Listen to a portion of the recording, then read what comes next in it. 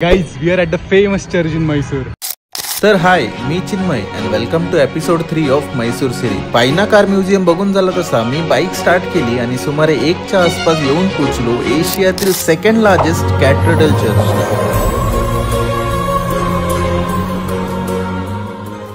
18व्या दशकातील हे church Gothic आर्किटेक्चरचं एक उत्तम उदाहरण आहे. थोडा वेळ इथेच फिरलो आणि मी माझा पुढचा प्रवास सुरू केला. मैसूरचे हे शांत आणि सुंदर रस्त्यांवर प्रवास करत मी येऊन पोहोचलो संपूर्ण मैसूर शहराला पाणी आणि इलेक्ट्रिसिटी पोहोचवणाऱ्या या भल्या मोठ्या KRS डॅमवर. 100 रुपयाचं तिकीट काढलं आणि आज जाताच मला समजलं की आज डॅमच बंद आहे. हे ऐकून थोडा निराश झालो आणि इथून निघतच होतो की मला बाजूला हे वृंदावन गार्डन दिसलं. या गार्डन मध्ये गेलो आणि एक्सपिरियन्स केला इथला फ्लावर फेस्टिवल, वॉटर फाउंटन्स आणि हँगिंग ब्रिज जे नॉर्थ आणि साऊथ गार्डनला एकत्र जोडतं. थोडा वेळ या गार्डन मध्ये आराम केला आणि मी निघालो माझ्या पुढच्या प्रवासाला. पुढच्या एपिसोड मध्ये आपण बघणार आहोत मैसूर मधल्या काही हिस्टॉरिक प्लेसेस, सो फॉलो करायला विसरू नका.